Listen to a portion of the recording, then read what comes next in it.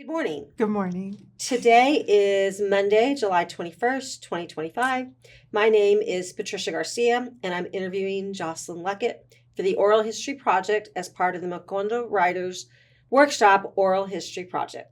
We're on the campus of Trinity University in San Antonio, Texas, and it is the summer gathering of the Macondo Writers Workshop. Thank you, Josslyn, for agreeing to this interview. This interview is being recorded, and the unedited copy will be housed in the Nettie Benson Library Archives and Special Collections at the University of Texas in Austin. Please know that if there is anything you don't want to discuss, I will honor your wishes. Also, if you need to stop to use the facilities, please let us know. If there are topics you wish to discuss and I haven't asked you about, please do bring them up. All right, and welcome.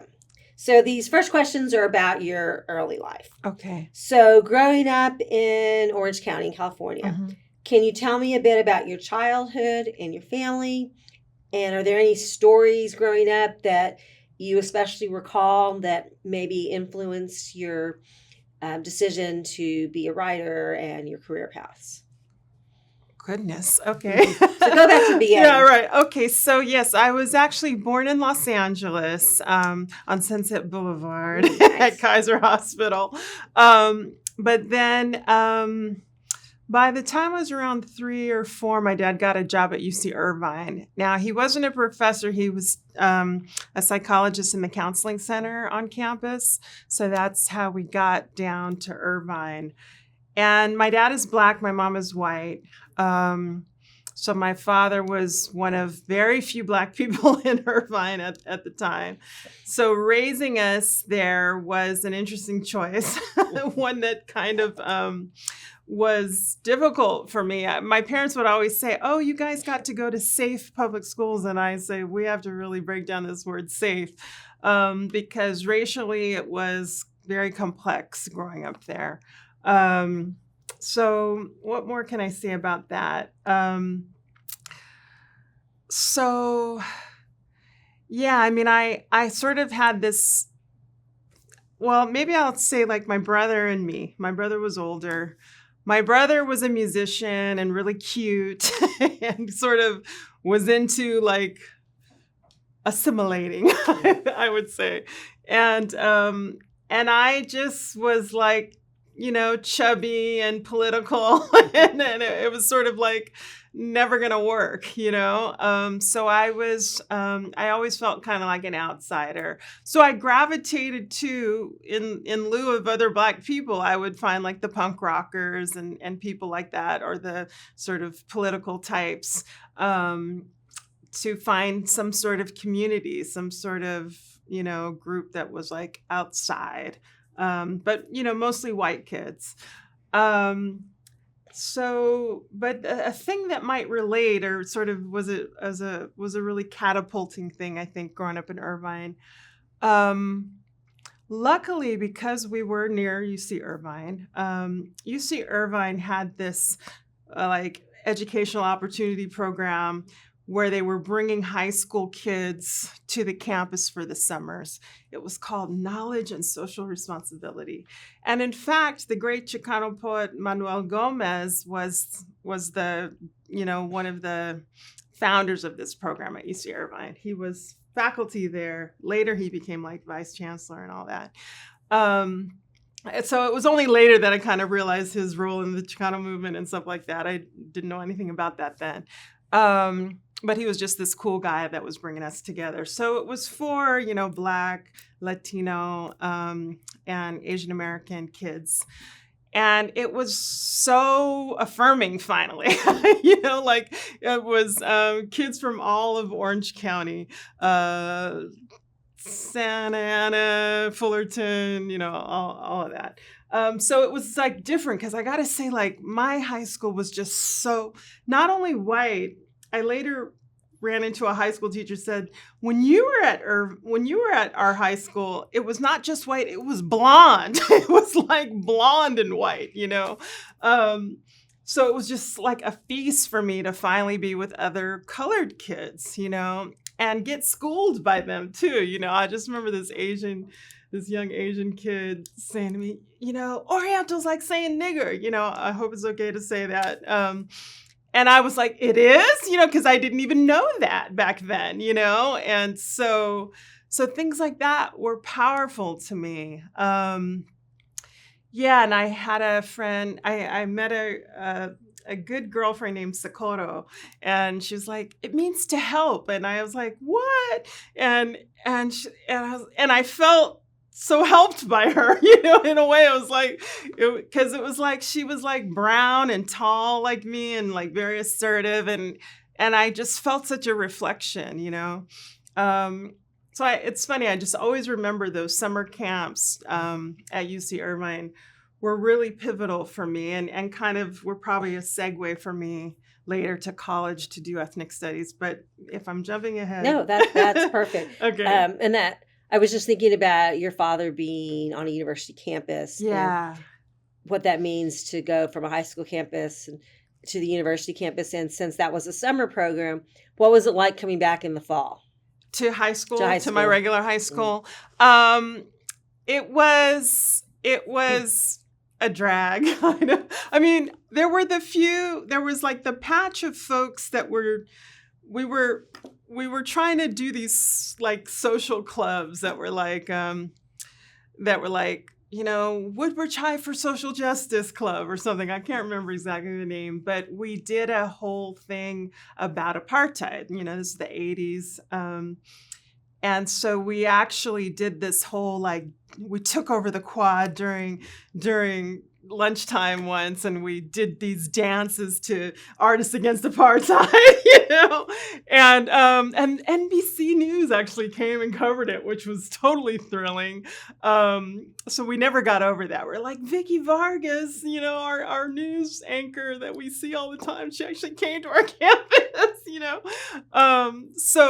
So we, it tickles me now to remember that, but we were just these little activists, as much as we could, No, but that activism starts early. Yeah, I think it really did. So I'm sure that the summer programs, again, just made me feel like, more upright, I just remember, like, because, I would always have my dad's voice in the background about Malcolm X and all that. And just to say Malcolm X in my Irvine High School class in the 80s was so terrifying for class. I mean, they literally felt scared when I would say that, This is before the stamp, this is before all of that, the movie, all that. So it was an interesting thing to have that, to have those strong politics from my dad and to feel really free with it in school. But I mean, at a cost in a sense, because I think it was like militant or whatever, Yeah. How did your mom feel about that? Yeah, my mom felt good too. So it was interesting, since my mom was a social worker, a county social worker in LA, where she first worked. All her best girlfriends were Black. So there were three best girlfriends. My mom is Barbara. There was White Barbara and Black Barbara, and then Carrie and Leandra. And they did these girls' night outs. Like, it was the thing, like when they would all get dressed up and go out. And even when my mom moved to Irvine, they would come down sometimes to Irvine and pick her up and take her out. Are we okay? Should we pause? Or okay, keep going. And so, so anyway, my mom always was very aware, as a mixed race girl, like, she needs to have Black women around. She needs to know stuff,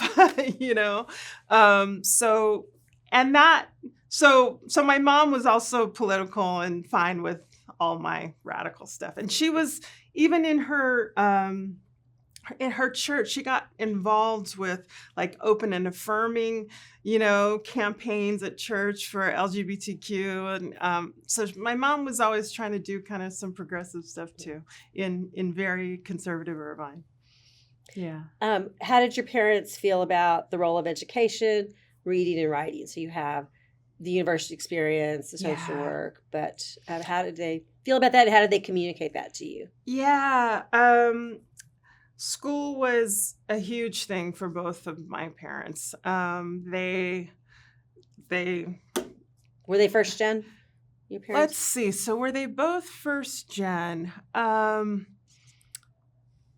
My mom was definitely first gen from Maine, but my dad has a whole family history thing where he didn't know who his mom was and his aunt was his mom. And there's this whole, like, lots of family secrets. Maybe we won't go deep into that right now.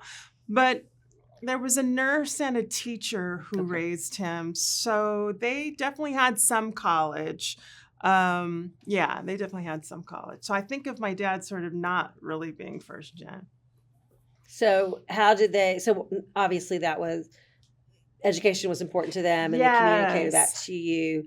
And what about like with reading and writing? Because I think that you can communicate the idea that education is important, but not really demonstrate to your children that you are a reader or that you are a writer. That's right. Okay. All right. Now I totally understand the question.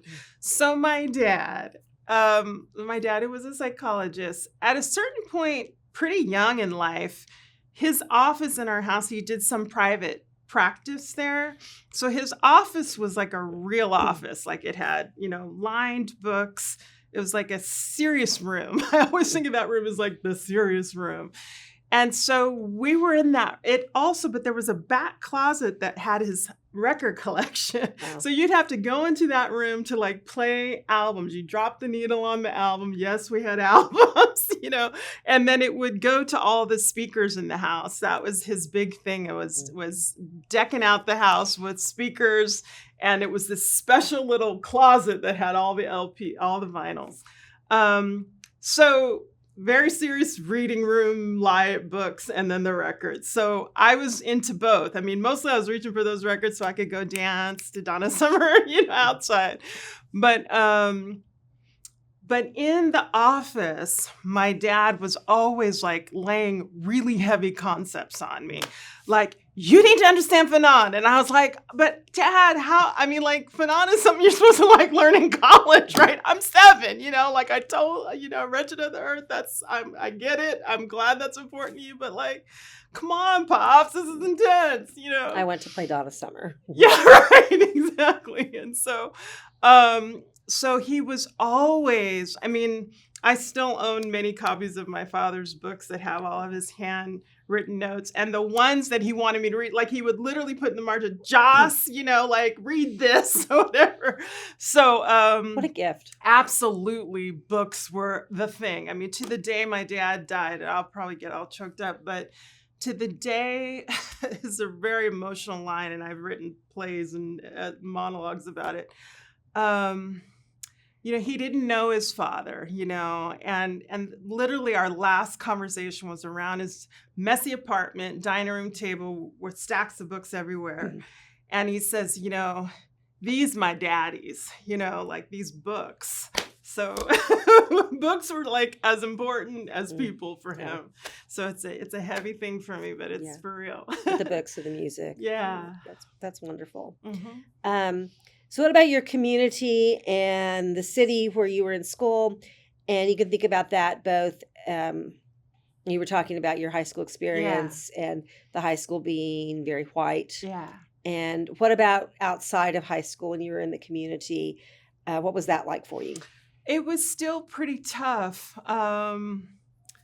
Again, because it always feels like this kind of overwhelming suburban whiteness in Irvine, Orange County. That's just what it was.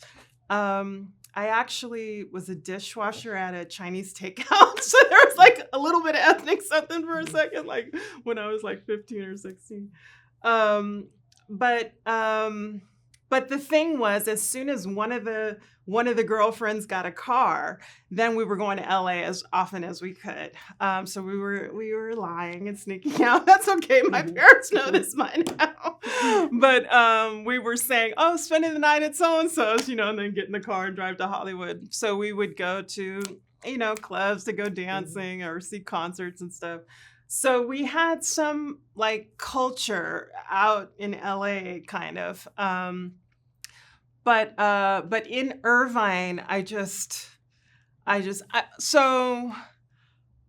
we finally got a video store, in the sort of mall close to us. Yeah, but it was actually an independent one back in the 80s. So that was a way we started to see like foreign films and stuff like that, or like independent films. And actually at UC Irvine, there was one theater that played sort of art house films. So that started to give us a little bit of bigger culture. But in my brain, it was like, until I get to college, and I have to go to UC Berkeley. Please, God, let me get into Berkeley because it's the radical place and all of that.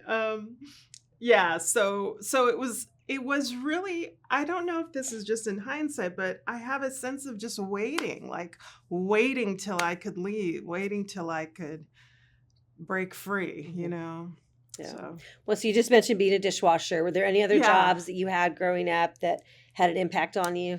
Yeah, I think that was my very first part-time, like when you could get like a work permit if you're younger than 16 or something like that. And then later I was like I worked at a dress shop. What do you call it? Like the store, the person who does this. Oh, the stock. Stock. I did stock. But eventually, like I would save money and like buy one of the pretty dresses. I was super into fashion. So I was always getting Vogue and like W magazine and all of this. And that was the other part of my fantasy about like New York and fashion and places where you can wear Norma Kamali and feel good and stuff like that. So I was heavy into Norma Kamali. That was my designer. So working at that dress shop was actually really nice because I got to buy some like pretty dresses, and I would wear like heels and dresses to high school and stuff like that sometimes just to be like Vogue and sharp, So that was a second part-time job. Eventually, I think probably my senior year, further out in Orange County when I could drive, there was a bookstore called Upstart Crow and Company, which is kind of a take of Shakespeare and Company. And it was a really hip place because it had a little bookstore and a restaurant cafe. Yeah, that's where I got in trouble talking to older men. Anyway, that's a whole other story. But yeah, so I had a bookstore job too at one point in high school. That's great. Yeah. So you mentioned UC Berkeley. How did you decide on what college you wanted to attend? How did you become aware that was the radical college and that's where you wanted to be? And then what was your career path in college? How did you decide on your major? Yeah, what was your major? Sure. So interesting stuff. So I also, as I said, there was this imaginary of New York, and I really kind of dreamed of going to New York for college. My parents had divorced by then. My parents divorced pretty early, like around age 8. But I mean, my dad still lived close, so we were always very much in conversation about all of this. And he was like, you're not, you need to be somewhere where I can get quickly in case something, is very protective. And he was just not having the New York thing. It was very sweet. I had a math teacher. I really advanced in math early. It was strange. Like in middle school, I tested out. I even had to as an 8th grader, still in middle school, I had to ride my bike to the high school, because they just didn't have classes in my middle school for it. So I was like this great math. If I had known about STEM and all that, I might have had a whole other life. But by sophomore year of high school, I had such a crush on this senior boy who was in the class. My grades just went like this. But the math teacher always still could see, he could see that the grade was going down, but he was like, you could do anything. You could go to Harvard. You should apply to Harvard. I remember him saying that, and I didn't, it was just too far away. Can't do any of that. So I did apply to Berkeley. It was the UC application. You could do 4 different UC campuses. And luckily I did get into Berkeley. So I went to Berkeley. Now, interestingly enough, I thought that I was going to do theater or drama. I was taking acting class my first semester and studying theater history. But then a guy I was in a play with was like, there's all these film classes in the ethnic studies. There's like Chicano cinema and Native American cinema. And I was like, there is? What? And so I started kind of taking some of those courses and thinking, oh, I like this. And so I was thrilled for the ethnic studies major. So that was my major, ethnic studies. And this is very important. And this leads directly to why we're here. Either junior or senior year, I took Carla Trujillo's class. It was called Third World Women Writers. And it was just glory days. Like it was just, I don't know if she's going to be one of the ones interviewed for this, but Carla just rocked our world, changed our world. We've just read all of the great stuff, all the great women of color writers. Not all of them, but a good number of them. And we were able to do these hip group projects at the end. Now, most people did a regular report about a writer or whatever, but I was into dance. I was taking modern dance at the time. So I said, I want to do a dance piece, and it's going to be to Nina Simone. And it's, and so she never lets me live it down that I was so into this dance thing. And I had the whole class dance at the end and I grabbed her, so anyway, I wish someone had recorded that. Did anyone record it? I don't think it was recorded. I don't think there's any recording, sadly. But we just had a ball in that class, and we just felt so proud and strong, and it was like everything. There were all these interesting women of color journals at Berkeley at the time. There was one called Smell This. And they would bring, Gloria Anzaldúa and all these people to campus, and we would just lose our minds. So it was a really special time. June Jordan was there.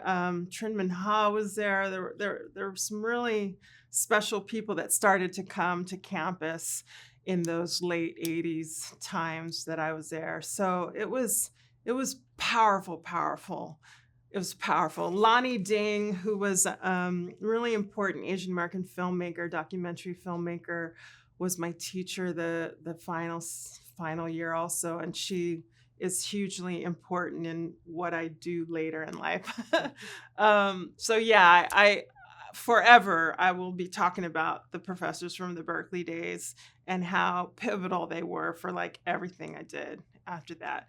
That was the best campus experience of all my many campus experiences. That's because you also have attended you have graduate degrees from multiple universities. Yes. But I think there is something special about the undergraduate. Always, I think. Yeah. For good or for bad. It's So really good.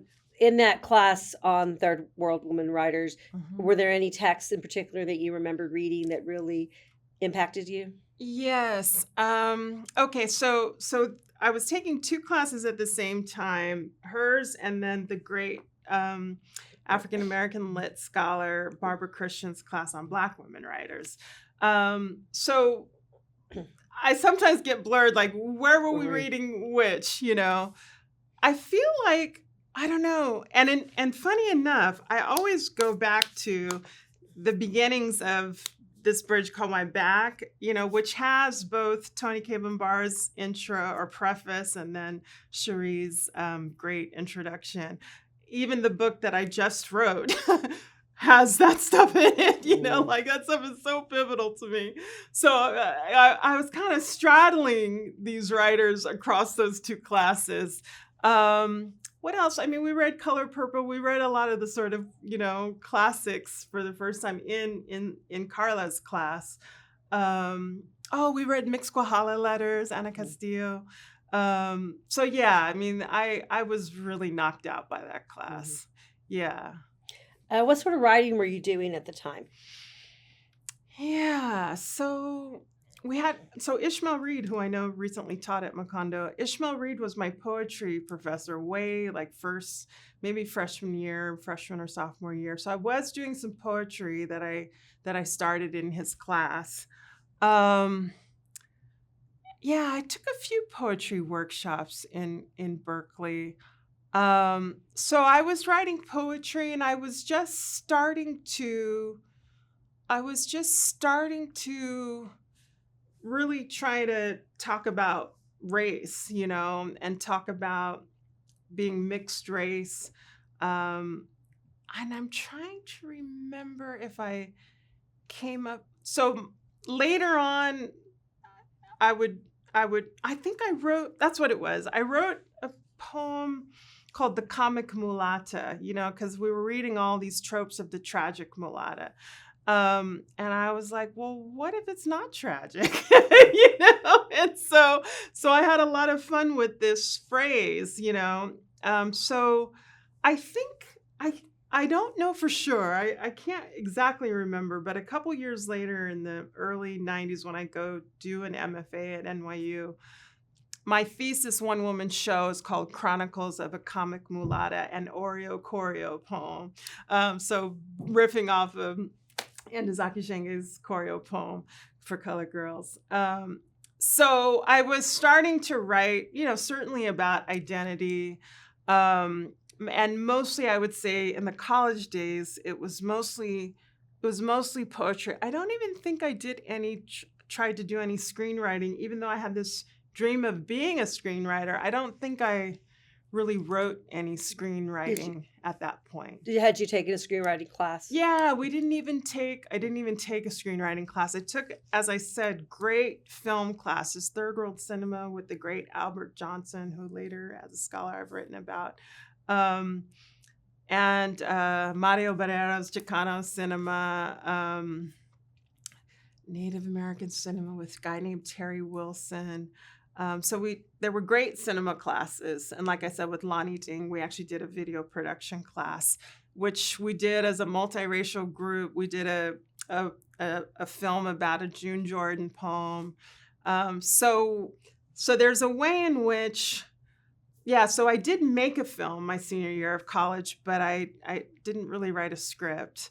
But there was a way in which the like lit and film and all of these things were always kind of together, Anyway. Well, that's fascinating, because there is a difference from studying the film to learning how to write for film. Yeah. In that process. Yeah. But are there any particular films that you watched at the time that had that lasting influence? I was going to say, yeah. So for sure, the huge one was Do the Right Thing. I mean, like 1989. I'll always remember when it came out, because the great Public Enemy song starts that film. I remember. So it probably was like sophomore, junior year, something like that Do the Right Thing came out, and we just all lost our minds. Like, we were just, now I had seen, She's Gotta Have It in School Days, but when Do the Right, I was just like, oh, forget about it now, I was also really into John Sayles as a filmmaker, so I loved his films, Mate One, Passion Fish, some of those films that I think were coming out around college time. Those were the two filmmakers who were like, oh, the new John Sayles, the new Spike Lee, like, we can't wait. And it's so funny. This is great. I just found this letter that I wrote to my dad around sophomore year, right after I saw School Days. And I go, but Dad, it was really sexist. We need some Black women filmmakers. And I remember reading that line thinking, like, I must not have known there were any then, because I hadn't seen any yet. And so finally, by my senior, so I graduated in 91, and 91 is the year that Julie Dash's Daughters of the Dust comes out. And she did a screening in Oakland that my professor Albert Johnson hosted. And that was it. That was just like, this is possible. Oh my God, I mean, just visually, everything was just stunning about that film, and that it centered Black women and all different shades and everything. I mean, I just lost my mind. So then I knew a whole different world was possible. So yeah, I would say that Sayles and Spike Lee were like two of my faves, and then the whole world changed when I saw Julie Dash. Yeah. So after you graduated from UC Berkeley, what did you think your next steps were going to be? Were you going into the working world?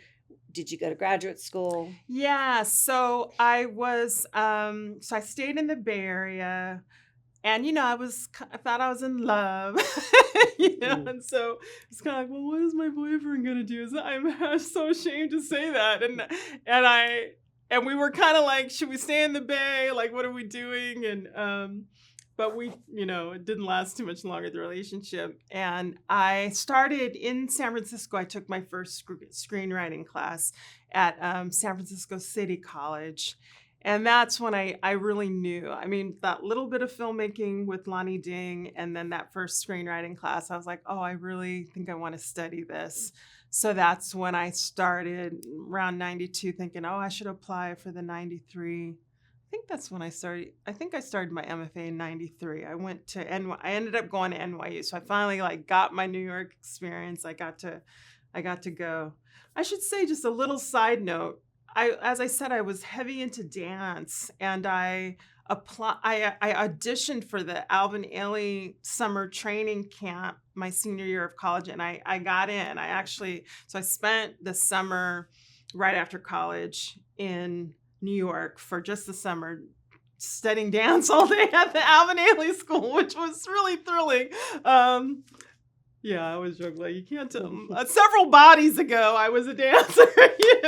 So was that just a summer program? It was just a summer program, and it was kind of one of those things where it was very clear I was already too old. Like the 15-year-olds that had legs that did were the ones that the school was really focused on, and they were like, "Oh, she can keep the routine," but she's kind of old and not totally in shape.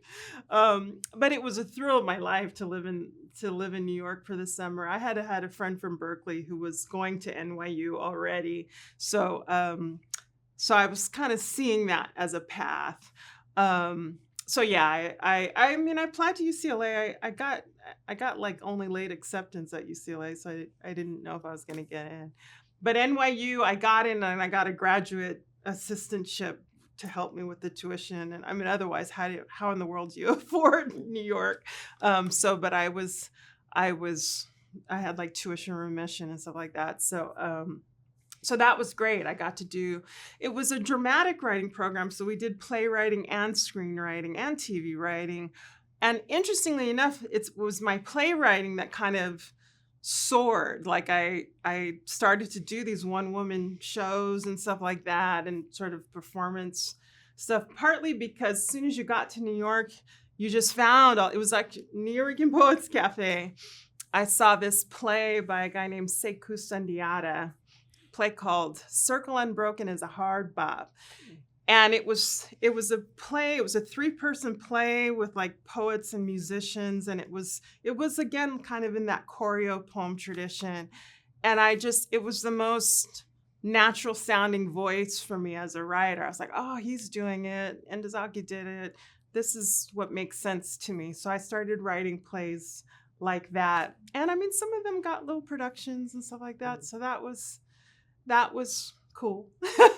So while you were in both undergrad and graduate school, were you also working, or were you working just as part of campus? And what sort of jobs did you have? Right. So in graduate school, so in between, I worked weird, between college and NYU, I waitressed. I worked at an insurance company randomly, it was probably a temp job that landed a real job. I actually got, what do you call it? When you, oh God, the word just left me. When you get paper that has your name on it. A letterhead? Yeah, I got a letterhead that had my photo at the insurance company. I actually found that piece of paper the other day, and I just cracked up because it's the weirdest, most corporate looking person. I don't even know who she is, but yeah, I did that for a little while until I got that acceptance to NYU, and I was out. So, and then at NYU, like I said, luckily we were graduate assistants, so we worked in the department a certain amount of hours, and we assisted different professors. Interestingly enough, my thesis at Berkeley was on the great actress Dorothy Dandridge, And the great scholar of Dorothy Dandridge is this famous film historian, Donald Bogle. And I was trying as an undergrad so desperately to get in touch with him and call him and write him letters, and no response. My first TA assignment was to be his TA at NYU. And he goes, "Did you call me a couple years ago?" So yes, I did, Donald. You didn't answer. I mean, Professor Bogle. And now we're like, we love each other. We're family. We forever. Like he's my guy. So That's it was amazing. really lucky. Yeah. That's amazing. So Anyway, so we were kind of quasi TAs. We never like led a class or anything, but we were kind of assistants to the professors. And other than that, except for summers, did work in random, jobs. That was my main job while in graduate school. Yeah. How do you think that has those jobs working closely with particular professors have influenced your writing life? Certainly. Well, Donald is a great example just of excellence, really. I mean, it was really interesting just to watch him teach, but also kind of in the capacity of his assistant. When he would have things come up like BBC wants to interview him or something, and he would say, "Well, can you come do it at my class or after my class?"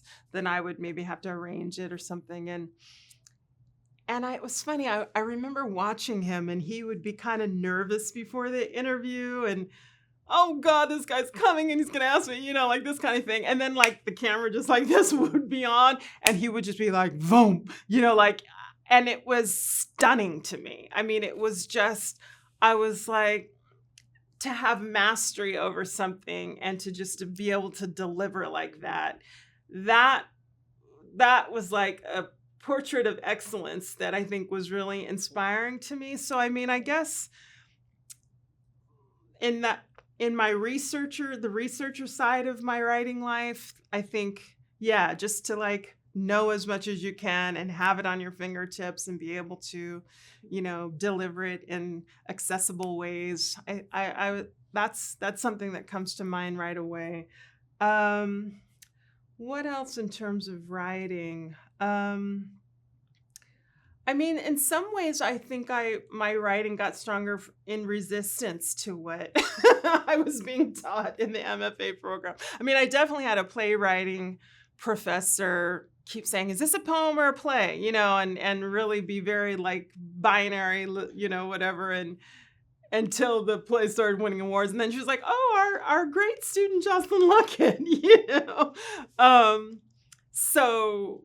Yeah, but I was like, well, I have so much evidence that this kind of writing works. I'm seeing it all the time in the city. It's you who's not understanding, So that's an interesting thing, that sometimes the strengthening comes from having to resist. So you are a researcher, academic writer, as well as a creative writer. Yeah. So how do you balance those writing? Like, how do you decide, today I'm going to write this, or today I'm going to write that? And I know it probably has to do with deadlines, but yeah, right. I mean, I don't balance it at all. So, I mean, it was kind of unexpected. I mean, so just in terms of the trajectory after NYU, partly because of this chair who was resistant to my writing, and then suddenly was sending me, like talking me up when she would take her trips out to Hollywood and say, "Oh, these are our talented students." I luckily, from a play, got into this thing. It was called HBO. Sorry. It's okay. Yeah. Do you want to? No, I'm good. All right. I'm good. Okay. It was this thing called the HBO New Writers Project that happened. So HBO, Yeah. And it was, I mean, so if this was the mid-early 90s, then HBO was still fairly young, not that young, but pretty young. And so some guy kind of not completely associated with, it wasn't like, "Oh, your play will be successful and you'll get on HBO." It wasn't quite tied, but he must have had some financial sponsoring or something from them. So it was this HBO New Writers contest or festival, something. So we first got to have our plays read with professional actors out in LA, which was thrilling. And then after that first round, then we had a second round of like an actual sort of production of our play.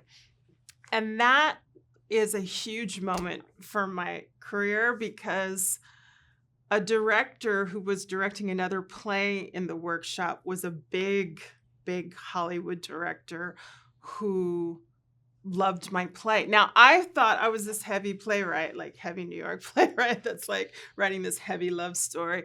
But in front of an audience, it was very funny too. Like I didn't think I wrote comedy, for example, but because he watched the play with a live audience laughing like crazy, he says, "Oh, you're a comedy writer." Wow. And I go, "I am," you know?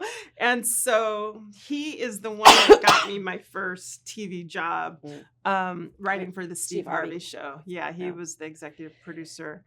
Oh, yeah, no, I'm sorry. I'm sorry. I apologize. So, it's okay. And so how was television writing different for you? Yeah, so I was going to say back to your original question of academic versus creative writing. They kind of happened at different times in my life. So there's been not a lot of times in life where it was a real conflict to figure out which one to do. Usually I was kind of immersed fully in one or the other.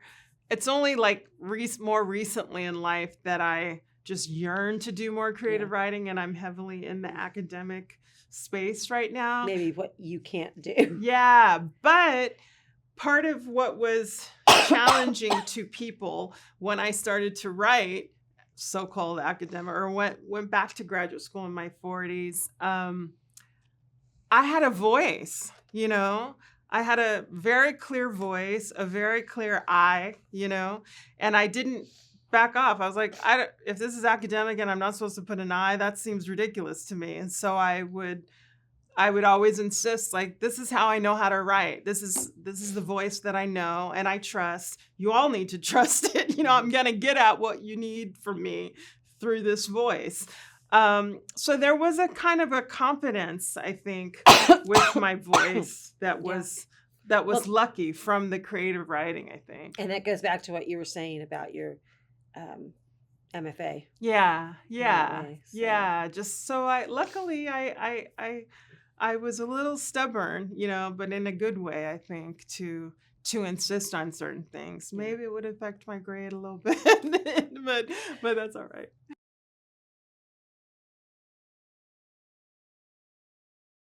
So I can't really remember where we left off, but we were talking about your work in television. Oh yeah, okay. And also your academic writing. Yeah.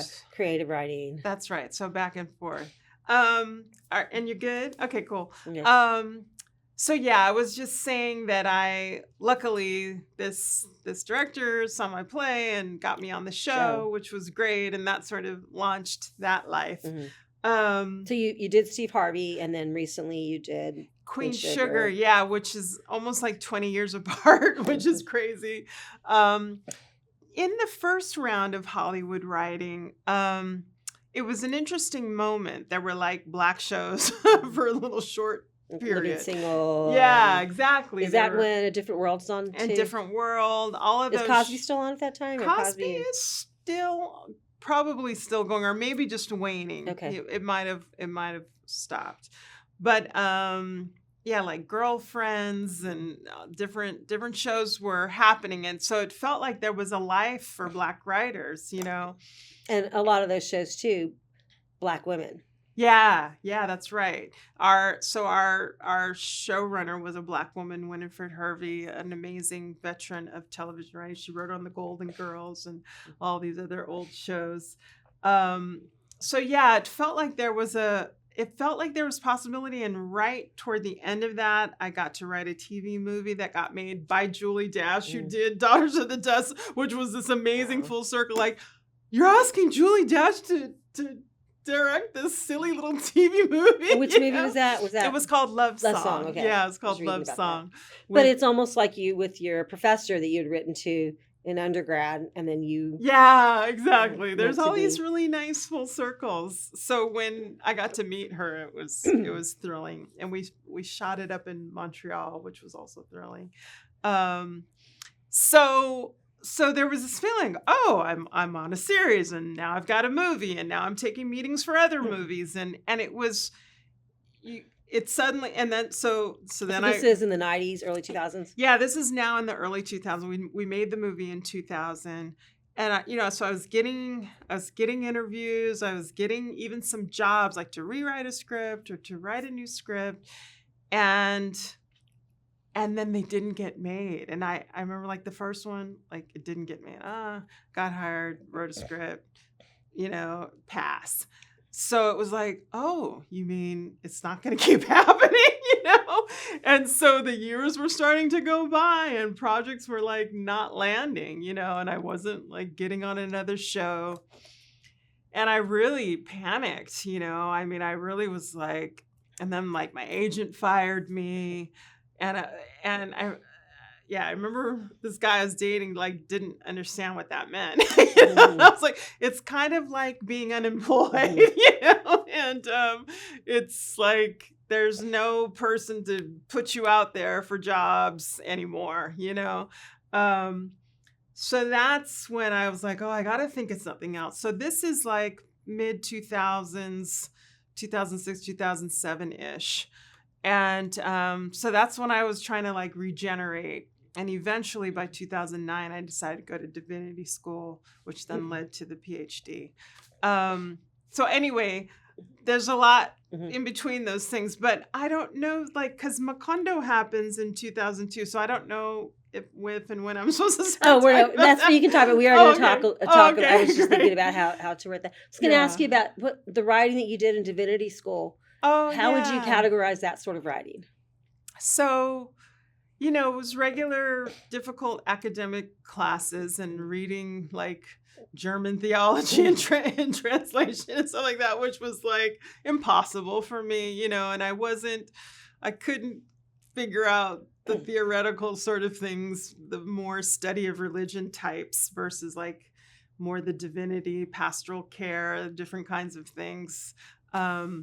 So it was very complicated for me. But luckily for our thesis project, we were able to pitch a creative thesis. And so I did say, well, I've been reading this kind of genre of spiritual autobiography, and I think my thesis, I want to write something like that, like a spiritual memoir. And it was great. It was really good. And no one told you no. Yeah, right. No one told me no. It was funny. Later, I could tell that my advisor was like, this is your work from Harvard Divinity School. Like, it wasn't somehow. But my thesis advisor was a woman named Leila Ahmed, who has written a very important Iranian autobiography, and she was a long-term scholar at Harvard Divinity School. And it was one of these things where we're like, her spiritual memoir is, like, on almost everybody's reading list in the whole Divinity School. Like, why is this not, somehow not seen as rigorous or something like that? So it's interesting, her life as an Islamic woman. So it was an interesting kind of little battle, but and she was supportive of the work, which was cool. But anyway, what's really moving to me about writing that, and I was thinking about that this morning, is during that spring break. So that was my final year of Divinity School, a 3-year program. I asked Sandra if I could come down to Texas and write. At that point, she had the house across from her house.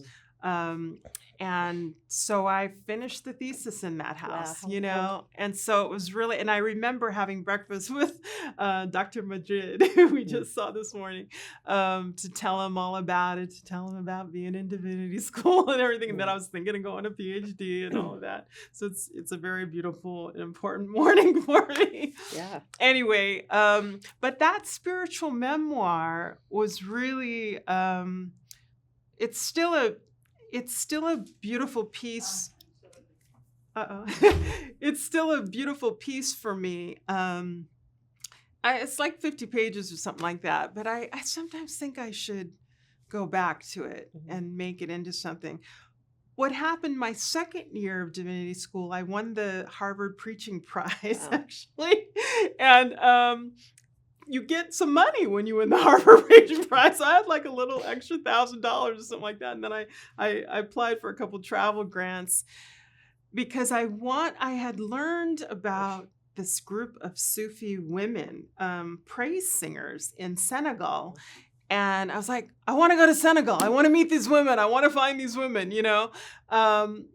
So I'm going to use this money and go to Senegal. And I had also learned that there was a sacred music festival in Fez, Morocco, that happens every summer. So I lined it up. So I started at the festival and then I went to Senegal. And that was just the greatest trip in the world. The funny thing is I never met any of the Sufi women praise singers, but I had an extraordinary time. I did go to the Grand Mosque, the grand, really important Sufi mosque called Touba in Senegal. I did a lot of really special stuff. So this spirit, so by that third year to Divinity School, I had that amazing summer experience. I'd gone to Gorée Islands, the slave house, all of that. I mean, there was like a lot of really powerful stuff happened for me that summer. And so it made sense in the context to me of Divinity School to make sense of that trip and everything. So I love the piece. I need to get back to it. I think there's something there. We'll look forward to reading it. Yeah. So, I was just thinking about you said your mother is a preacher. Yeah. And so do you think that had an influence on you as well in going to Divinity School? In a way, yes. So my mom had an interesting journey where when she decided to retire, like in her early 50s from like 30 years or so of being a social worker, 25 years, one of her dreams was to go to DC and work with the homeless mentally ill. She wanted to like kind of do street ministry in a way. And so there was an organization that worked with the unhoused. I don't even think that language was the language back then. But so my mom was there, and while she was there, she really feels like she kind of got the call to go to Divinity School later in life. So she started Divinity School in her 50s. Where did she go? And she started in California at Claremont. And then when her mother in Maine was not well, was dying basically, she transferred and she went to Andover Newton in Massachusetts. So she went to Andover Newton Theological Seminary. And that's in this Boston Theological Union. And so you can take classes like at Harvard and Boston College, stuff like that. So I was watching her life in Divinity School thinking, this looks good, and I would come sometimes to class with her. And that got the itch for me. So she definitely planted the seed to go to Divinity School for sure. So your mother is a social worker, is pastor, this work in there. And also your work in Macondo. But before we get to your history of Macondo, I want to talk about activism. And since activism is such a big part of what makes Macondo, right? That's there. Yeah. How would you define literary activism? Oh, that's interesting. So I guess what I would say is I know that there's writing that saved my life, or that gave me language and possibility to keep being who I am, I always think of that as literary activism. I think it's like for me, the women of color writers who have made it plain, as Malcolm X would say, that empowers us to be who we are, not back down, and be unapologetic, all of those things. I would say those are the women, and they took these risks, I think about like the essays of Sister Outsider, Audre Lorde's book. And I mean, they are the pieces that I just go back to all the time, all the time, all the time, all the time. So things like that. So I feel like that clarity, I mean, Audrey always talks about, silence to action, or silence to language to action, it's like it's a 3-part thing. I feel like all of that brave writing, it chokes me up, but all of that brave writing is the stuff that makes me know I have to do this, Yeah, so that's what I think. Well, I heard that in what you were talking about in those summers in college, or when you were in high school and you would do that, right. or in those classes Yeah. where you found those writers and it made you think about how literature can make you feel like you belong and make you want others to feel that way. That's right.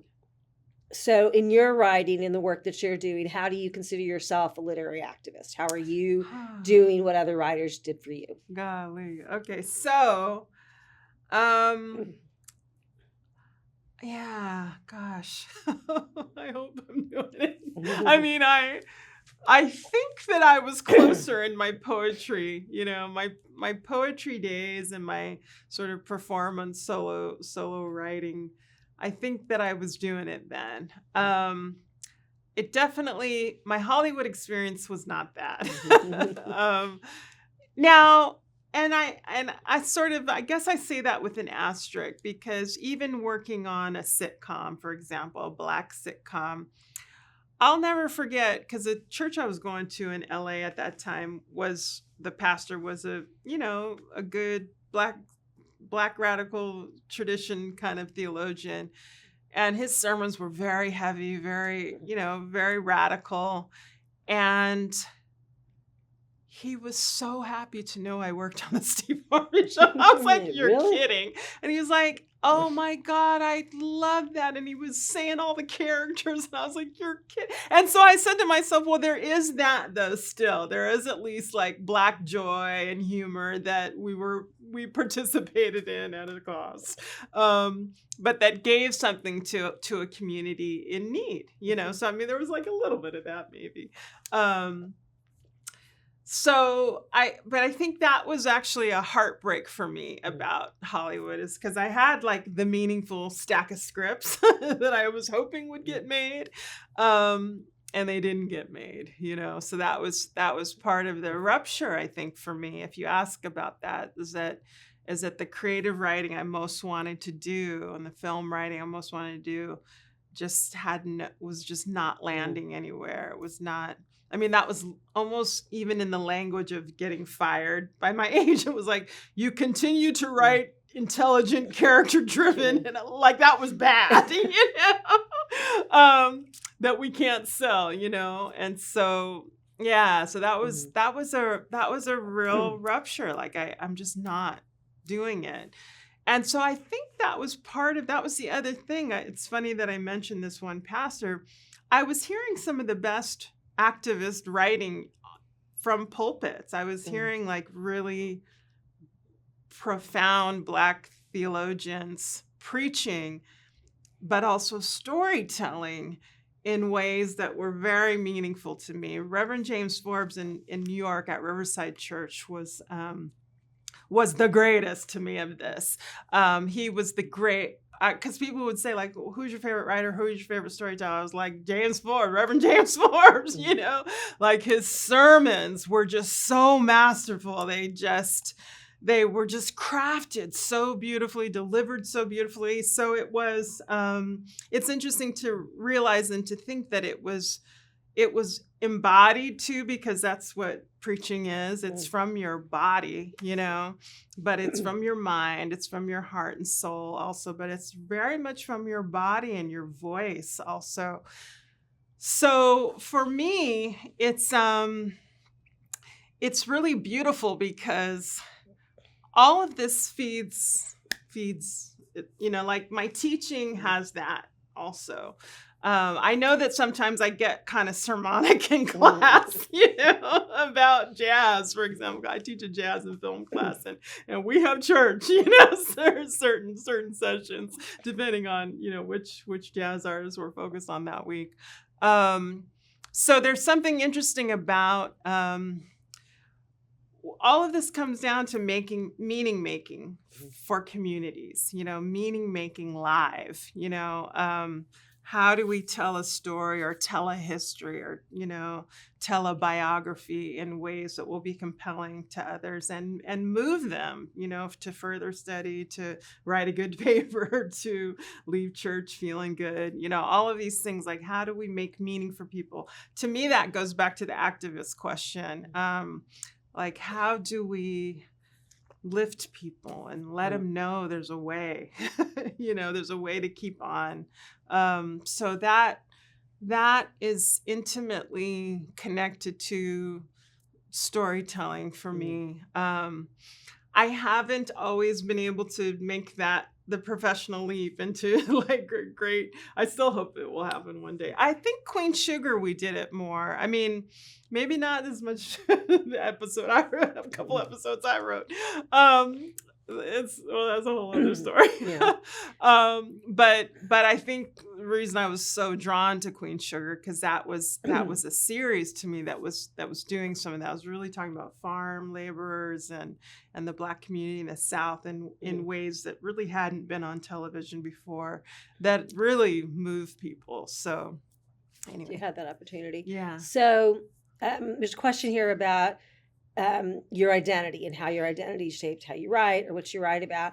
And throughout this discussion, I've heard you talk about your racial identity and then your identity as a scholar, as a poet, as a dancer, as a playwright, as a screenwriter. Yeah. So when you think about your identity, how would you define that? And how do you think that plays into the writing? Yeah, okay, good. So... And maybe even thinking about how the writing helps you understand it too. Yeah, that's great. All of that is really great. I always felt like, well, maybe not always, but as soon as I started having language about writing and identity, I would always be like Black, biracial. Biracial is like a weird word, but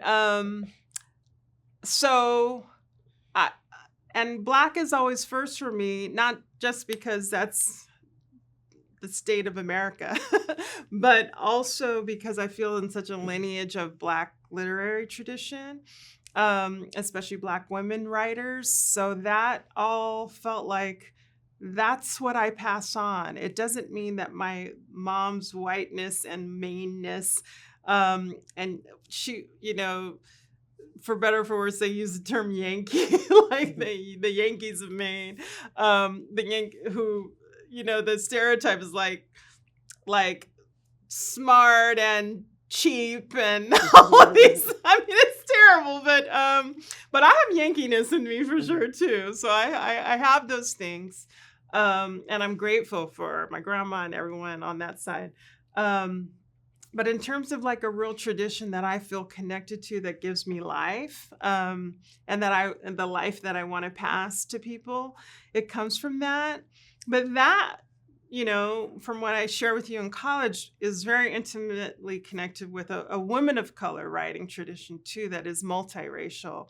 And so the multiracial, from those high school programs and from ethnic studies. So in ethnic studies, there was always an insistence on comparative racial, analysis and histories and all of that. So it got me in trouble in sometimes later days, like, why is this Black woman always talking about Latinos? Why is this Black woman always talking about Asian Americans and Japanese Americans? Well, because that's how I was trained. That was my formation from early days. And especially in ethnic studies, like they would all be turning in their graves if I didn't do this work, So even as I say, my Blackness and womanness and my tradition of Black women writers is critical. To me, it's always still interconnected with a woman of color piece. Always, always, always, always. And that's a joy for me. That's such an expansion that is really delicious and good. So maybe there's another part of the question that I'm not getting yet. I think you definitely, everything that you've been saying sort of addresses that question, but how you see yourself in that. So I just want to think a little bit about, with that literary activism, what you want to do for others, but then the idea of expectations. So what expectations do you think these communities have of you, and how do you deal with those expectations? Yeah, okay, great. So, because that can be, sometimes it can be a burden as well. Yeah, of course. So it's a joy and a burden. So, well, there's a million things in the Black communities that have to do with class, that have to do with education privilege, that have to do with who is this knucklehead talking about Latinos, like in Los Angeles, So there's a lot of explaining to do, a lot of the time. But I can handle it. Again,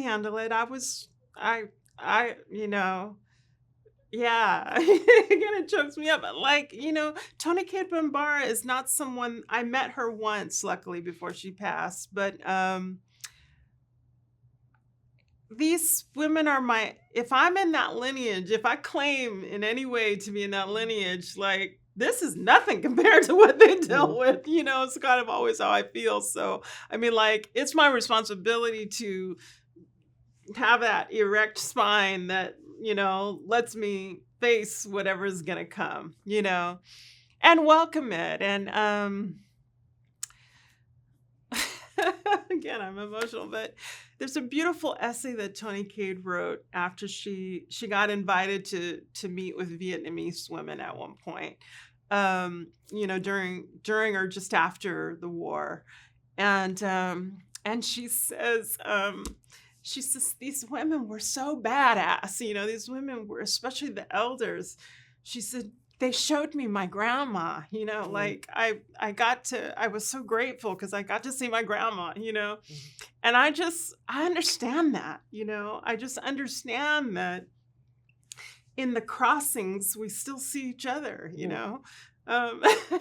so that's like the deepest, best truth for me, So anything else that comes at me like, oh, who's she trying to be or whatever, is like, bring it, because there's way too many gifts to be bothered by that. I think there's Kleenex there if you need it. Okay, great. All right.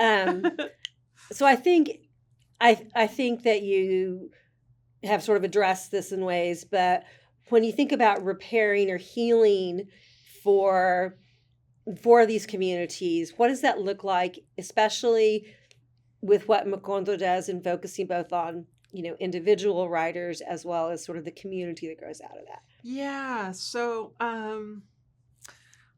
so healing and repairing.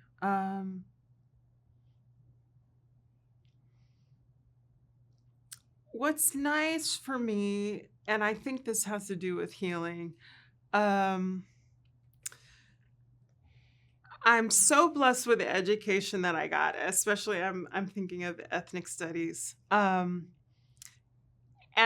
the kind of scholar right now that it's making me want to be, that I have surprises for students a lot. Now, my NYU students, for example, they look at the faculty, they say, oh, the Black woman on the faculty, And so some of them might come to the class thinking and hoping and expecting a certain thing, or dreading a certain thing, I mean, how many student evaluations shows too many Black films, whatever. But the great joy is when, for example, an Asian American student is blown out of the water because I show all these Asian American documentaries in my class that are giving them language that they never had. So that is when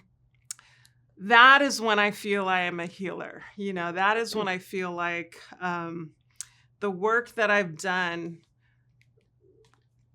all the crossings that I've done and the wisdom that I've had from all these different kinds of teachers gives me this beautiful, I don't want to use the word arsenal, but it like this beautiful power that is broad, and gives life to students who didn't expect it from me and this body. That's thrilling. That's like a really delicious thing. Thank you. No, that's beautifully said. Yeah. So now we can talk about Macondo. Okay, great. So there's so many ways throughout this conversation that I'm thinking exactly where Macondo fits in. Yeah. But when you think about yourself as a writer and the moment where you defined yourself as a writer, when was that? And you've also been involved with Macondo pretty early on. Yeah. So are there connections between those things? Yeah. Because this is the Macondo Writers Workshop. So seeing yourself as part of it. Yes.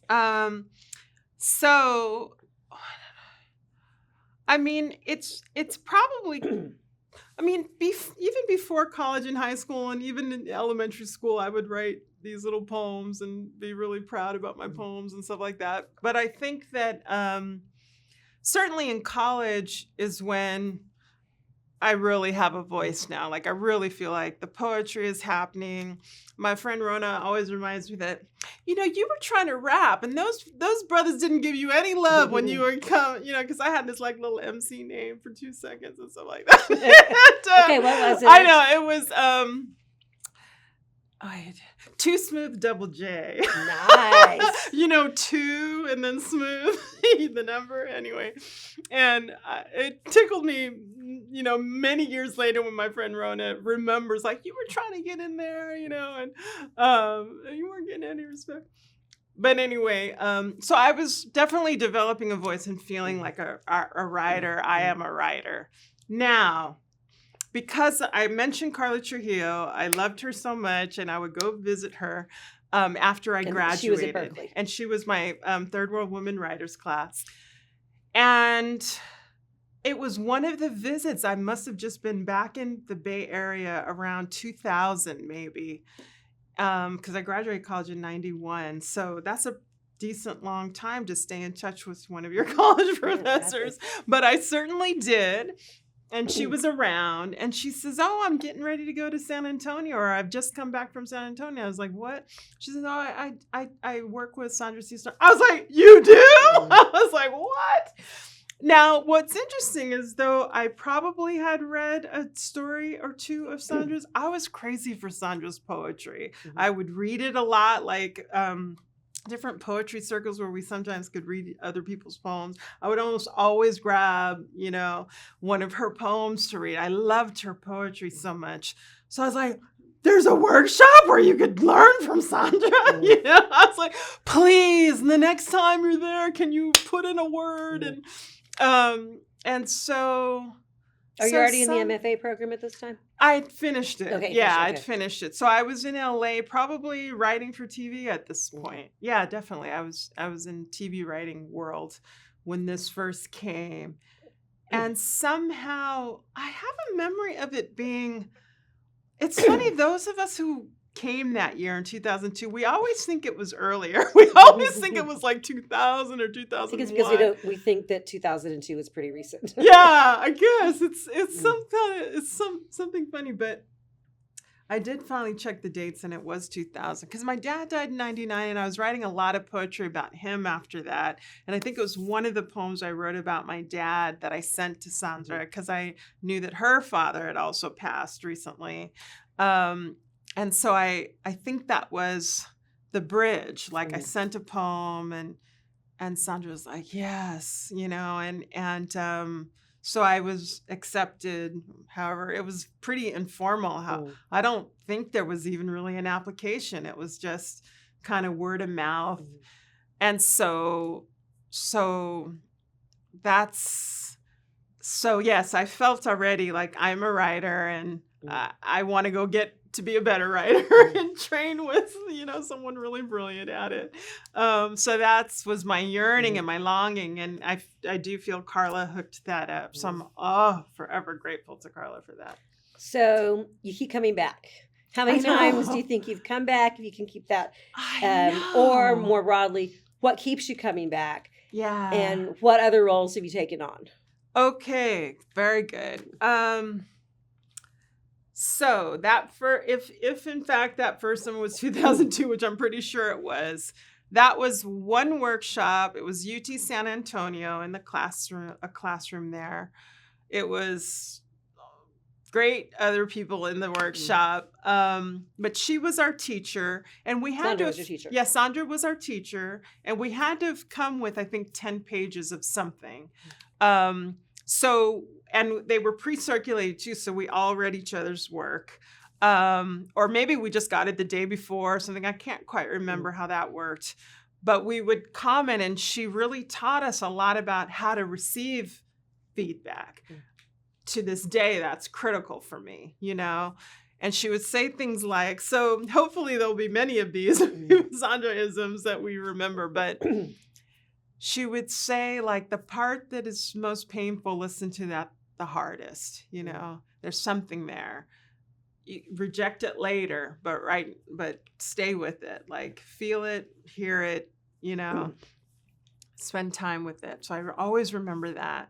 And then she would say other things like, when you're writing, she calls it pajama writing. Mm-hmm. When you're writing, you should be able to tell the story to the person who, if they came to the door and you were in your pajamas, you'd let them in. Like, you don't have to worry about having regular clothes on. You can just have them in and tell them your story. She says, but when you edit, you have on a flak jacket, like you are ready for the bullets. And it has to be bulletproof at that time. Like, your manuscript is not pajamas anymore. It's like serious, So that's I always remember those two different voices, the pajama and the other one. All of these things, like, to write as if you would die the next day, like what story you have to tell. And then one of her famous ones is 10 times 10. I'm not sure if you've been in Olivia workshop. Mena yesterday. Oh, she mentioned it. Yeah. So 10 times 10, like, and she would always tell things. So 10 things that make you different than everyone in your family. 10 things that make you different than everyone on your block.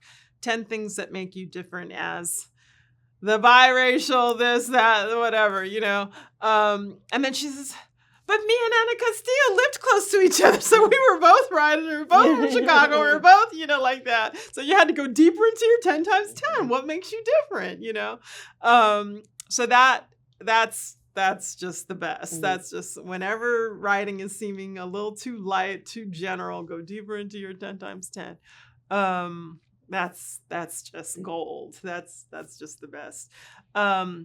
So yeah, that workshop was amazing, but the community always, I don't want to say but, I'll say and, the community part was always the best part for me, I think. I mean, like, meeting new circle of writer comrades and having, because we were in this place called Casa Maria y Marta. It was like a funky little guest house that a lot of us rented rooms in. For the week. And Sandra would let us have some bicycles if we wanted to ride around town to Taco Haven and stuff like that, because it was kind of close to Taco Haven. So yeah, I mean, it was just, you don't know as an adult that you could have like a summer camp kind of feeling. And that was just it. It was just so, I mean, it was so hot also too. That was intense for a lot of us who, are in breezy California. It was like, damn, you have to walk slow, but yeah, just the richness of the community and the welcome. So we should talk about this because this is important. There have been some Black writers in Macondo, not a ton of us, right? I mean, but there have always been around one or two, and I feel that we've always been welcome. It doesn't mean that it's not ever challenging, and Sandra, one year, and I think it was maybe my second or third year, she came up with this language that was to me very useful, where she said, you don't have to be the ambassador for everyone, you know, but also we can ask questions, and we can sort of preface it by, I'm not trying to make you the ambassador of everyone, but I don't understand the breakfast taco thing, you know, like you might have to break that down for me, you know. So things like that. I mean, that's a really light one, but yeah, I mean, and so questions about Blackness would come to me that were sometimes a little difficult for me to take. And yet there was a space to try to talk about it. Now, I don't know. So the more that Sandra loved me, and I do feel her love, she would ask me to do things. Like she would ask me to host, you know, the night of Macondo or whatever, or she would ask me to do a welcome prayer or sort of ceremony one year, I think. And so I can't imagine that sometimes in a majority Latina workshop, like, why is it her? You know, I mean, not heavy, but current sometimes, you know? So I just think that's important to say that it's not perfect, you know, it's not perfect. Yeah, everybody's human. But again, what I've been telling you is that that's how you get muscle, you know, you get muscle, like inviting all of that and say, bring it on, you know. And you know, for Sandra too, coming from Chicago, she has all the mixes that she had, you know, all the heavy Black Chicago, all of that. Like, I kind of knew that she had a lot of those different kind of mixes and crossings. So where it was always like, of course, Josslyn's, well, of course, you know, like, of course, you know, we want that. But that, of course, is not obvious to everybody. So, you know. So you had finished an MFA program. Yes. How are the Macondo workshops different or the same from the workshops in the MFA program? Gosh, like 1,000 times better. Well,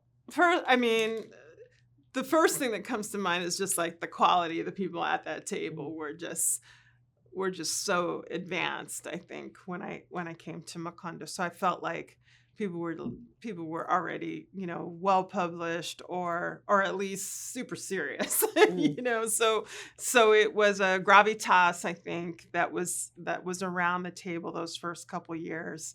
That was quite extraordinary. And immediately, you know, by the third year, also two of us who had been 2 years in a row in her workshop, we then taught a first year. So you had roles as both participant and then. Did you give me a participant multiple time? Yes. Okay. Back then I was participant 2 years in a row, and then they asked us to come, three of us to team up to teach the first years. Okay.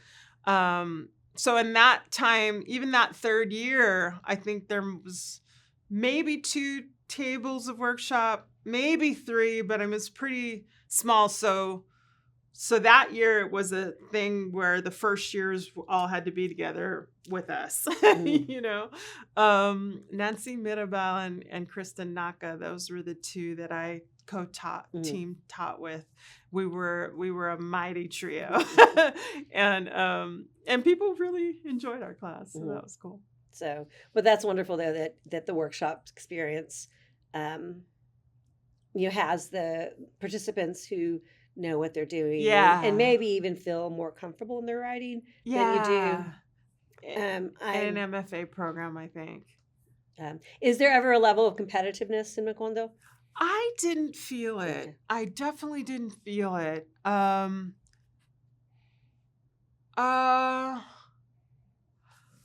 me think. I had 2 experiences with people who shall remain nameless. Women older than me. In one case, I felt a little bit like, I don't know if it was more of a generational thing, like not digging my work.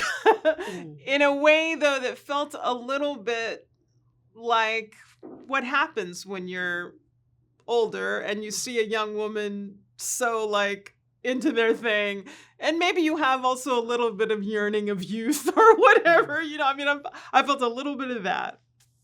I had another experience where straight up the woman was in a bad place and did not care for my writing, did not understand the writing. It was very painful. I think, we were still all in Sandra's workshop that year. So this must have been my second year. And she did like a gratitude circle where like you turn to the person on your right and say, this is over the week, I've really enjoyed this about you, or da, da, da, da. And the person who really hated my writing was sitting next to me that day. I was like, I don't have anything to say. I didn't understand her piece. I don't know her. The whole room was just like, like it was just so bad. So that was sad, and that person in her own, we learned that person was in not a great shape. In her own way, like maybe even a year or two later, sent me an email that I could see was not an apology exactly, but like more of an I see you finally. That was like, phew.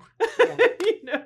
So that didn't seem like necessarily a competition thing. That was just like a tough one. Yeah.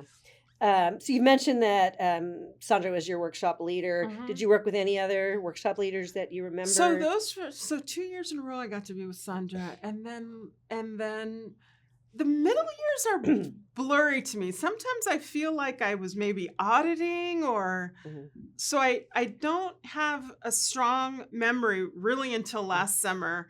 And last summer I finally got to be with Cherríe Moraga, which was a thrill.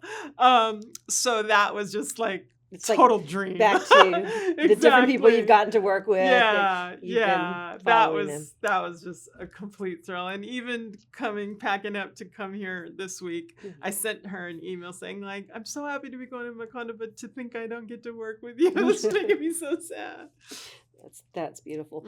Mm-hmm. So your involvement with the workshop at all different levels, both as a participant and as a teacher, how has it changed you in your writing and your writing processes? I'm also thinking you as a teacher. I don't know if you teach any creative writing, but even when you're teaching your film studies class, there is that level of creativity. So how has it changed you in your writing and your work? Yeah. Wow.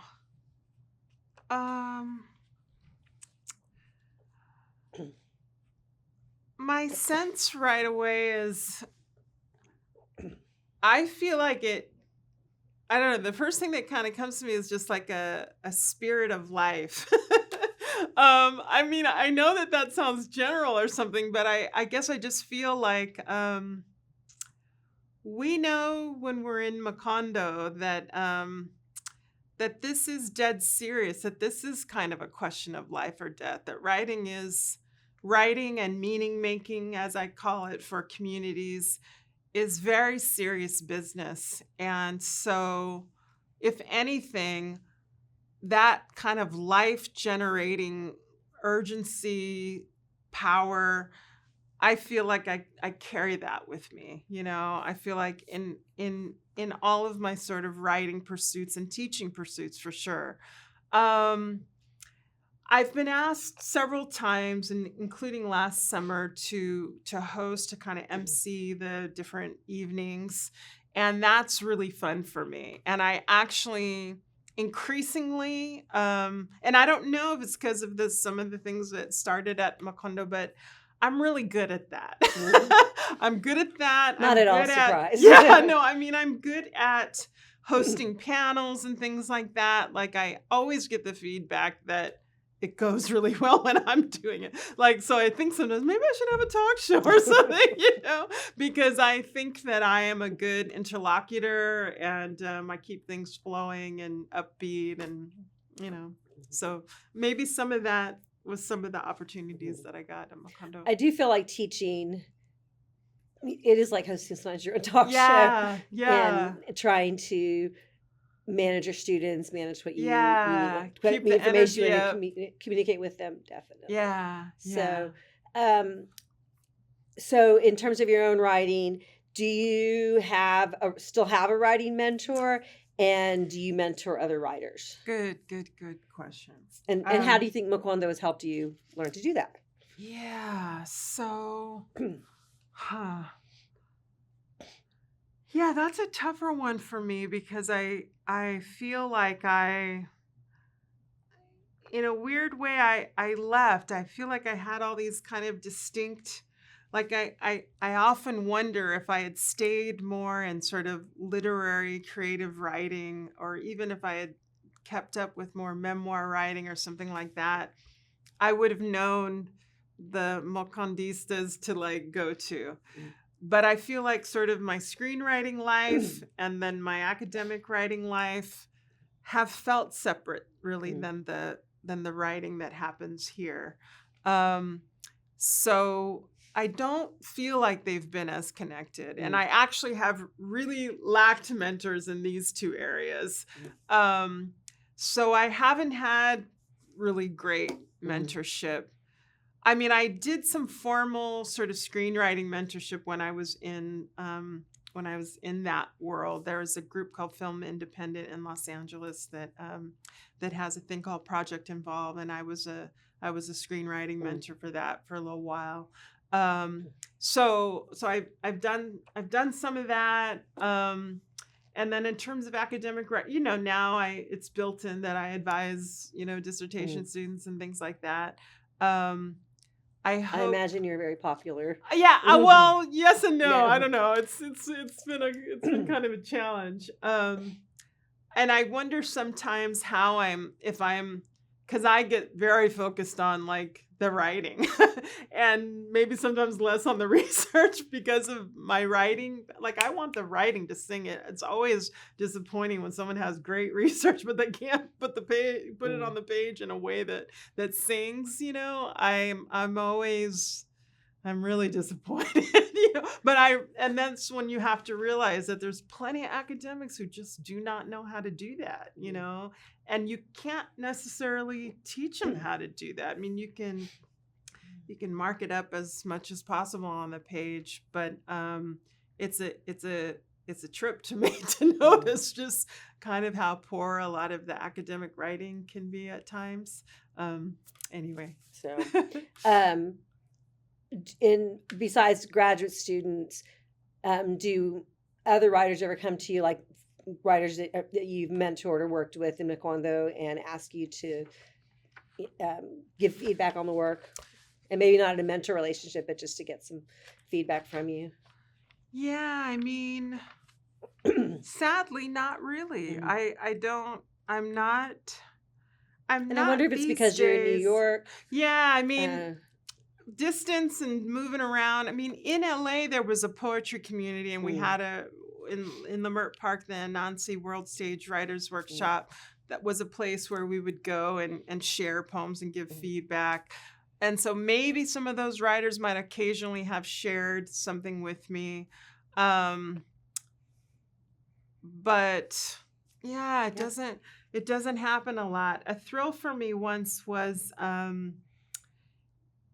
giving this Sufi quote to Sandra once, and she wrote a poem from it, and she sent it to me, and I mean, not for feedback, but just like, I did it. This came from the thing that you gave me, so that was a thrill. That's a wonderful feeling. But so I mean, sometimes still with my writer friends, there's some little spark that we share. But I have to say, I don't think I've done much creative writing mentoring.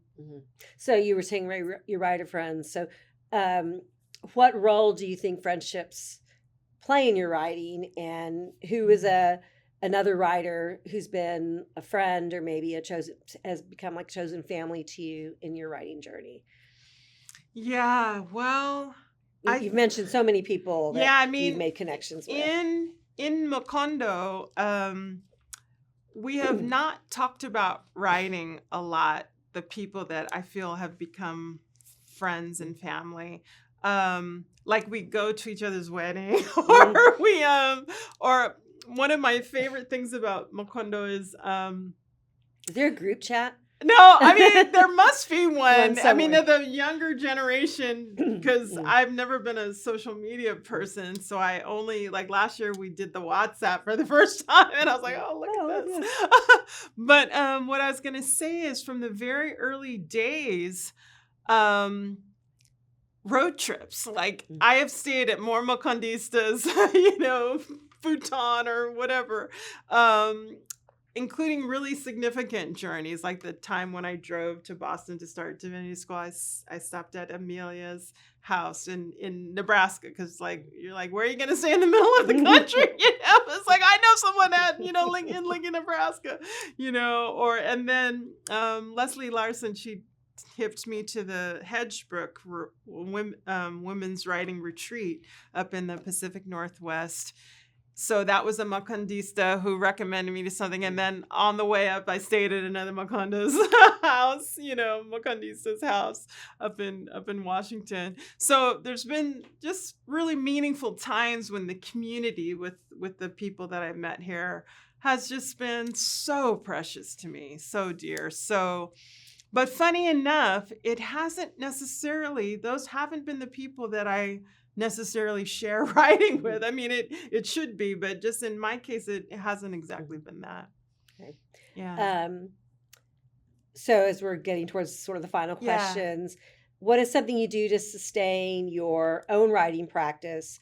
You talked about Sandra's, 10 by 10, but and all those Sandraisms, the writing advice, but what's something that you do to sustain your writing practice, to help your writing practice that could be advice for others?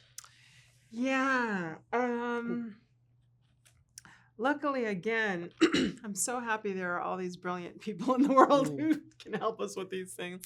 There is, there are these different kind of academic writing workshops, and there's one founded by a Black woman called the Inkwell Writers Retreat or Writers Workshop, and it's for academics. But again, to me, in a way, like Macondo and other places, it's about the writing life holding space for the whole life.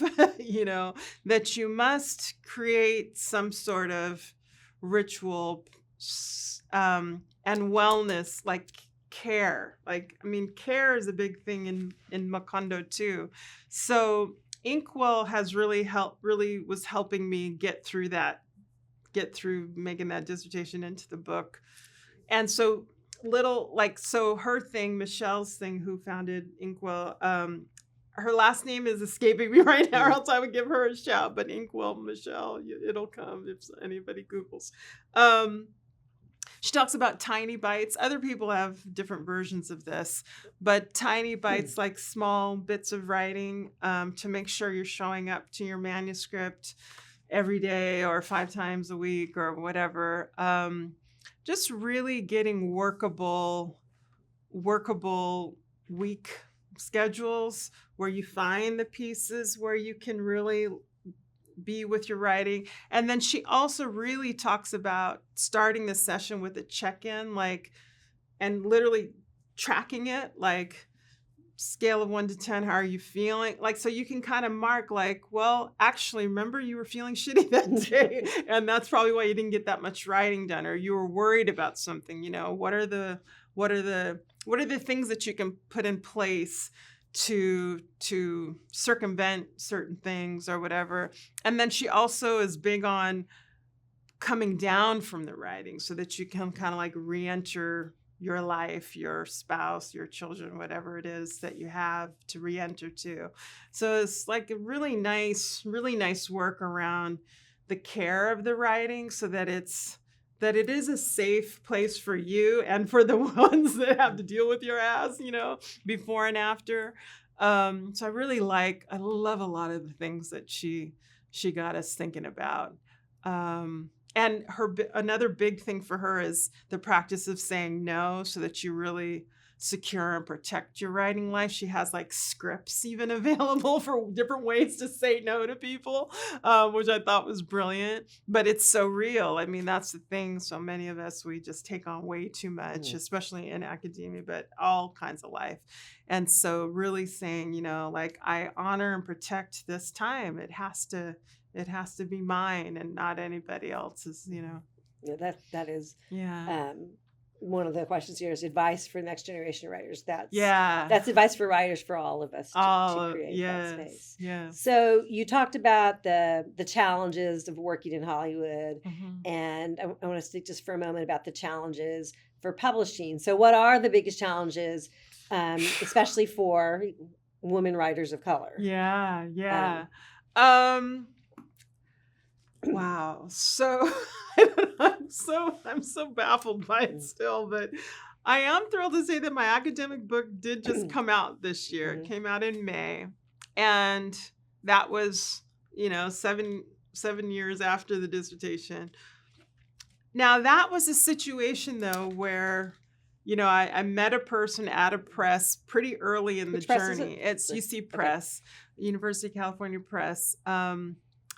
And she really liked the idea from the beginning. Now we had to keep massaging it, and then when it got closer and closer, then she started really getting worried about that editorial board saying, "Is this broad enough? Is this going to be, legible to people who, this, that, and the other?" I mean, that's academic writing, so it's its own thing, but. Interestingly enough, a thing that I really resisted to make the book somehow more accessible to bring, because it's about independent filmmakers and she wanted me to bring a little more Hollywood into it. I resisted that at first. And then it ended up, the chapter that I wrote to bring the Hollywood people in is now my favorite chapter. And I think it's really teachable and all of that. So it's interesting. So I would say that... yes, publishing is so challenging and you never know, but it is really fantastic when you are working with someone who can give you these nudges that are helpful and that you maintain accountability with over that long journey. I'm curious now, and I'm so happy to be at Macondo this summer to talk with people. I'm in the process of trying to put together something to pitch for like a trade publication. And that's a whole new thing, right? So again, it's that strange thing of, is this accessible? Is this marketable? All of these things that you hate to even think of those questions. And you say to yourself, again, how can I protect the work? How can I make sure I'm really telling the story I want to tell before kind of all the vultures come, So I guess the only advice, different times and different processes for different kinds of projects. Like I definitely think probably that first novel, that first memoir, that whatever, you just have to let it spill exactly how you want it to be. Not thinking of marketplace. I just hope and pray that people can let that go and let that original voice and that original vision get on the page before you let her. Because if you lead with, well, this is what's selling, or this is what, now, at other times when you're like, I need a big paycheck and I want to, then it's like, okay, well, what were the latest bestsellers? Maybe I should think about, what seems to be appealing to the masses, I mean, it's worth a consideration. I mean, I can't act like I'm trying to get published in that way and haven't read any of those books, so I'm actually right now, I'm trying to write a biography, which is not something I've done. So I got to start reading a bunch of them, and read the ones that have sold, so, I mean, I'm not going to lie. So there's that too. But I'll also say lately, my entrees into, good gigs have been usually people that I've known for 20 or 30 years, So, I mean, keeping those relationships with the dear creative warrior friends. That's how I got on Queen Sugar. One of my dear friends from Sundance Writers Labs a million years ago in the 90s said, "Hey, I'm showrunner this year. I want you in the room." I'm like, "Oh my God, great." And so that's old friendship. That's purely what that was, and that's great. I mean, in these difficult industries, Hollywood, publishing, whatever, old friends matter, so yeah, I hope to be calling on some of them at Macondo this summer. So what are some of the stories you're most excited to read or write about? So your own or other people's, or their filmmakers or novelists, poets that you're really interested to see what's next? Golly, there's so many. Wow. Well, I mean, I'm on this kind of strange journey right now where I'm trying to read some commercial biographies, but that's kind of fun. Like, I never read Cicely Tyson's biography. I'm going to read that. I'm looking forward to reading some of these commercial biographies. But what else? What else am I into right now? I wish I was reading more poetry. Haven't been reading much poetry lately. In terms of films, I'm heavy into documentaries. So I know I've mentioned Tony Bambara many times, but my good comrade in Philadelphia who runs the Scribe Video Center, Louis Messiah, he finally has finished his documentary about Tony Bambara, and it's going to premiere in the Black Star Film Festival in Philadelphia in a week or two, couple weeks. And I can't be there, but it's going to stream. So I already got my streaming ticket. So I'm just desperate to watch this film. I can't wait to watch this film.